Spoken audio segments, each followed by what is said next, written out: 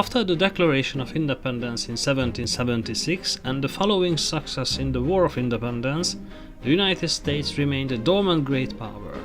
The country entered the world stage of international politics only during the First World War. President Woodrow Wilson introduced his principled approach to end the war in Europe in 14 points in a speech to Congress on the 8th of January 1918. Among other goals, the 14 points included principles such as the self-designation of nations or the freedom of the seas and trade. Besides, there were practical steps among the points, for example, the ban of secret diplomacy. Kissinger believed it was destined that it was not Theodore Roosevelt, a hawkish Republican, who brought the United States into world politics, but the Democratic President Wilson. Kissinger is right. It would be hard to imagine that a country which used to be a beacon for democracy and stood up for religious freedom and the freedom of enterprise, capitalism, would do otherwise. Unfortunately, during the peace negotiations, Wilson gradually changed his opinion and allowed the European great powers to dictate the peace terms. Analysts believe that Wilson changed his mind during his travels in Europe after the war, and as he experienced the vast destruction, he ceased to be idealistic. Also, in 1920, he lost the election, and the United States did not join the League of Nations, which was Wilson's idea. Even though the United States returned to its non-interventionist or isolationist policies, the promise of principled international policy of the United States emerged, and the positive sentiment towards America remained.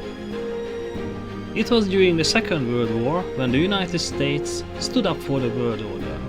Because of the positive sentiment towards the principled world order guarded by the United States, the question has arisen whether the United States has been following principles in foreign policy, or, similarly to great powers, the country has been pursuing their interests only. Although the answer is simple, the United States followed its interest, and in rhetoric they always found the argument why their motives were justified and principled, the answer has a multifaceted feature. To present this multifaceted feature, first it is relevant to identify the various historical phases of the United States foreign policy. Then it is important to show how its foreign policy developed regarding their potential influence and their willingness to intervene in world issues. Finally, we can analyze whether the political rhetoric and the actual policy behavior were consistent with one another. There have been four phases of the history of the United States foreign policy.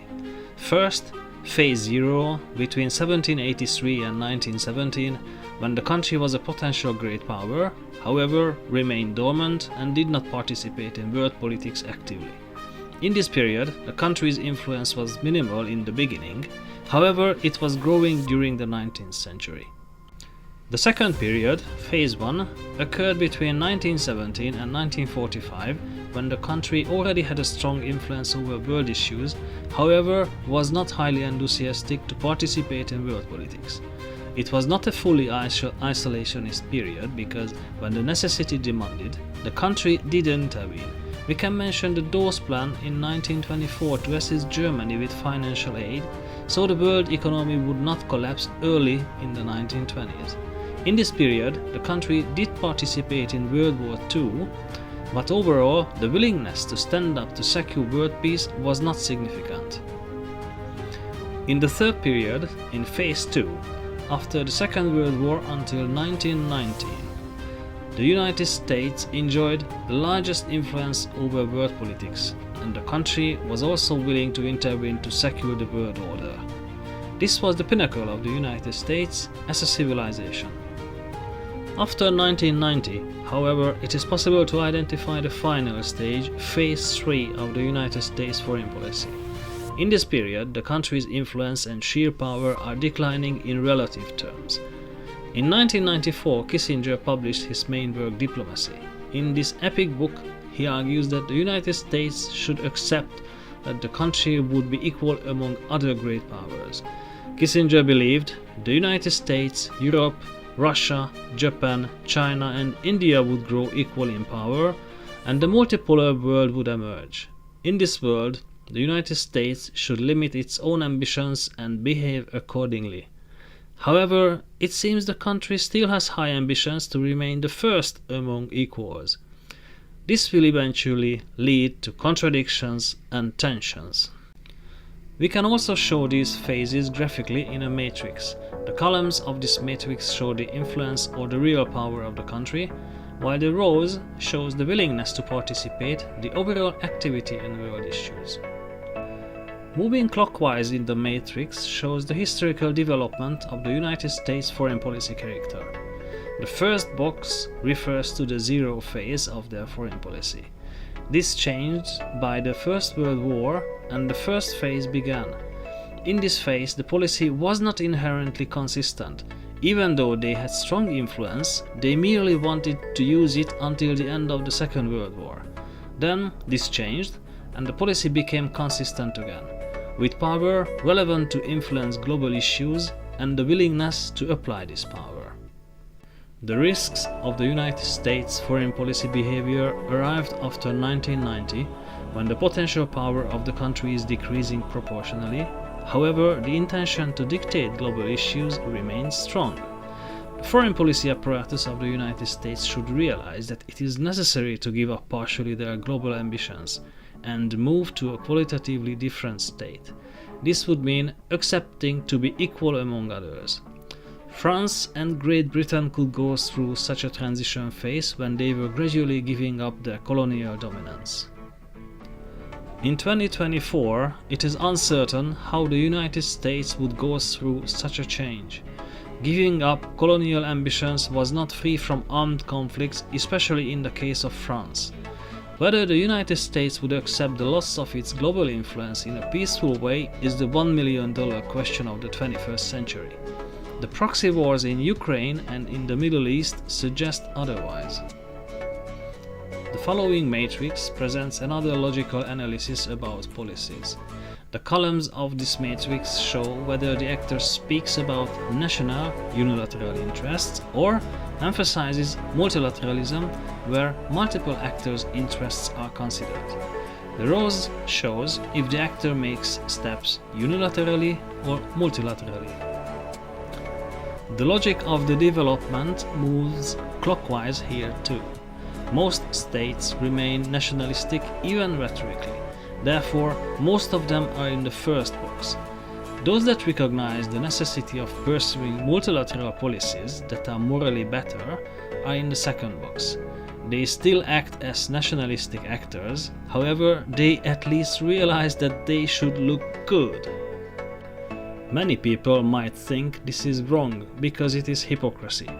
They are right to an extent. It is always difficult to overcome the disappointment caused by hypocrisy. However, the hypocritical actors at least have a sensitivity to what is good. Those that do not even talk about it are ruthless. Authoritarian leaders, Xi Jinping or Vladimir Putin, are like this. They openly talk about their national interests. In our clips, we discussed that the United States had a two-phased policy feature.